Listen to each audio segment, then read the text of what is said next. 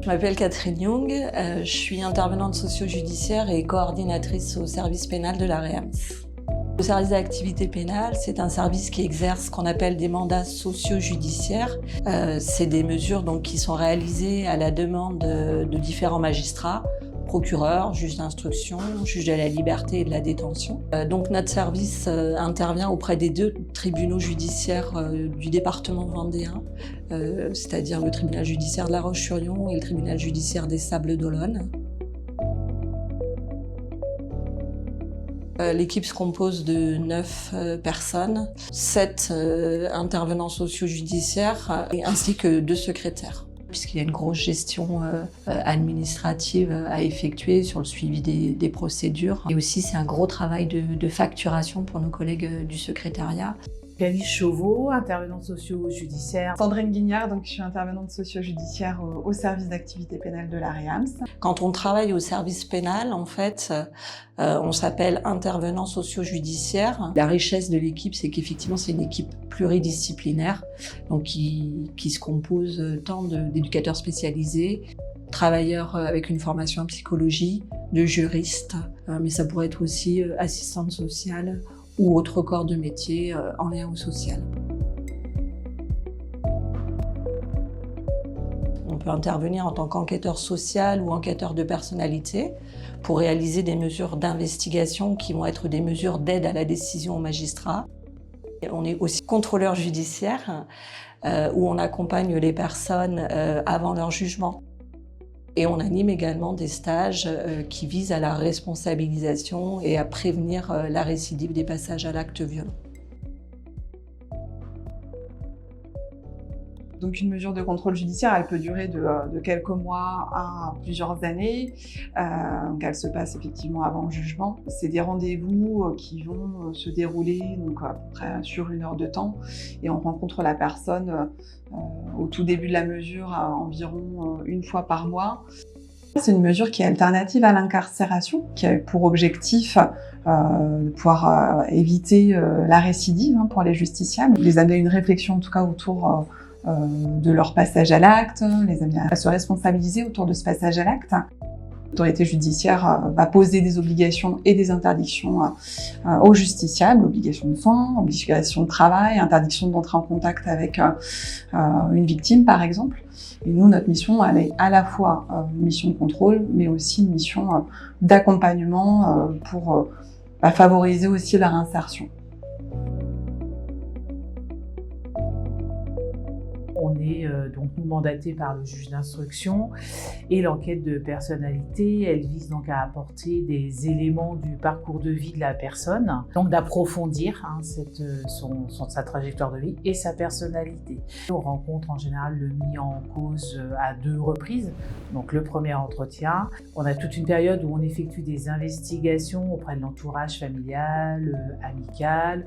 C'est de retracer le parcours scolaire, le parcours professionnel, enfin vraiment, on est dans tous les domaines de la vie. Et puis on le revoit un second entretien après nos investigations, au fin un peu de le confronter à ce qu'on a pu recueillir comme éléments, que lui peut nous dire de ce qu'il a peut-être oublié de nous dire, de ce qu'il n'a pas voulu nous dire, quand il y a effectivement des choses qui sont un peu opposées, ou des visions opposées.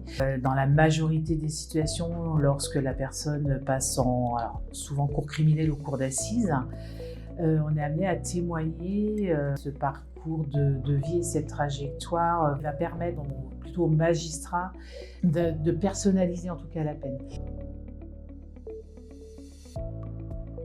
Et ces enquêtes sociales rapides, elles consistent à vérifier la situation matérielle, sociale, familiale de la personne. Donc c'est vraiment faire un état des lieux à l'instant T et c'est pour informer le magistrat sur sa situation, vérifier déjà si l'orientation qui est prévue par le parquet, elle peut être en adéquation avec la situation de la personne en termes soit d'alternatives des mesures ou alors dans le cas d'une peine par exemple exemple, si c'est pour un aménagement de peine, qui peut être proposé un bracelet électronique, c'est de vérifier si déjà c'est faisable, effectivement, que l'aménagement de peine soit réalisable, ou est-ce que il y a des personnes qui peuvent des fois être hébergées en camping, donc ça peut être plus compliqué. Donc les entretiens se font par téléphone, on appelle, ils sont placés en garde à vue, donc on nous met en relation avec le mis en cause, on effectue l'entretien, après on essaie dans la mesure de possible aussi de vérifier les éléments de situation qu'il a pu nous donner. Nous, les permanences, c'est de 9h à 17h, on n'a pas de permanence entre midi et 14h. Quand on est appelé, ils peuvent nous demander l'enquête pour 1 heure ou 2 heures après. Ou parfois on est appelé le matin et ça va être pour l'après-midi. Donc de fait, en fonction du temps qu'on a pour effectuer cette enquête sociale rapide, on va pouvoir plus ou moins vérifier les éléments. L'entretien va être plus ou moins rapide. Là aussi, en vue après d'apporter le maximum d'informations et vérifier pour ensuite que le magistrat puisse adapter et personnaliser là aussi la suite, en tout cas judiciaire. Donc on a des stages de sensibilisation au danger de l'usage des produits stupéfiants.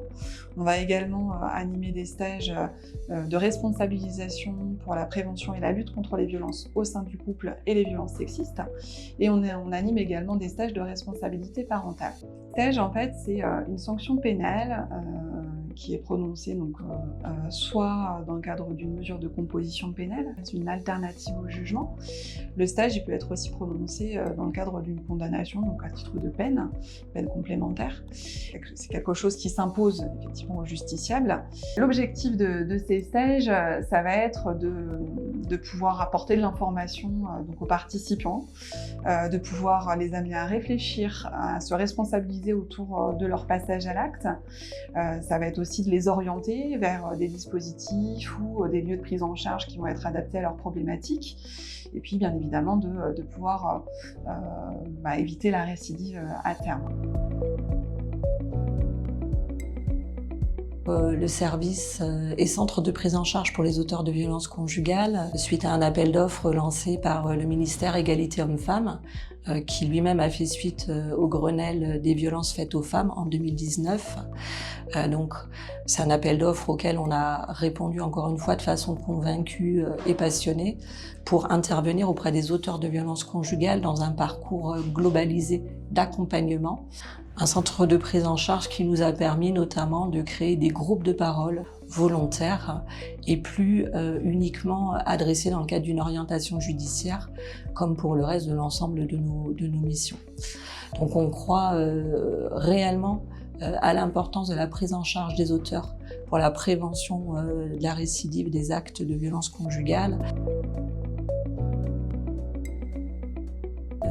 Les missions que nous exerçons, elles s'appuient sur des valeurs fortes qui sont partagées par une équipe de professionnels, on peut le dire, qui est passionnée.